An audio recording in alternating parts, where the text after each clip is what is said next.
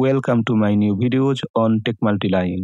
DaVinci Resolve software দিয়ে video edit করার সময় প্রায়ই আমরা ইফেক্ট ব্যবহার করে থাকি। আবার অনেক সময় সেই ইফেক্টগুলোকে রিমুভ করার প্রয়োজন হয়।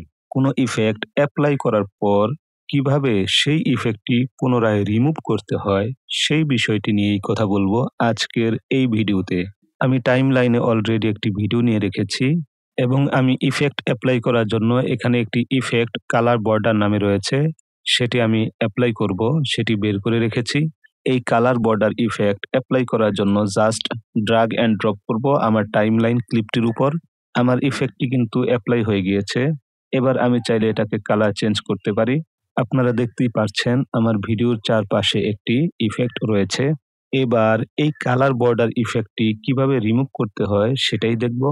DaVinci Resolve সফটওয়্যারের ডান পাশে উপরের দিকে এই ইন্সপেক্টর যে প্যানেলটি রয়েছে সেই প্যানেলটিতে আমরা আসলে আমাদের যে ইফেক্ট রয়েছে কালার বর্ডার সেটি কিন্তু শো করতেছে।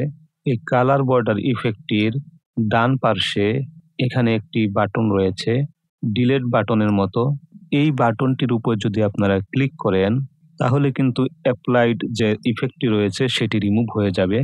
আমি ডিলেট বাটনটির উপর ক্লিক করছি, তাহলে আমার চারপাশে যে বর্ডারটি রয়েছে সেটি আর থাকবে না। আমি ক্লিক করে দিলাম। দেখতেই পারলেন আমার ভিডিও থেকে কিন্তু ইফেক্টটি রিমুভ হয়ে গিয়েছে। এভাবে চাইলে আপনারা আপনাদের ভিডিও থেকেও কিন্তু প্রয়োজন অনুযায়ী ইফেক্টগুলোকে রিমুভ করে নিতে পারেন খুব সহজেই। ওকে, এই ছিল ভিডিও।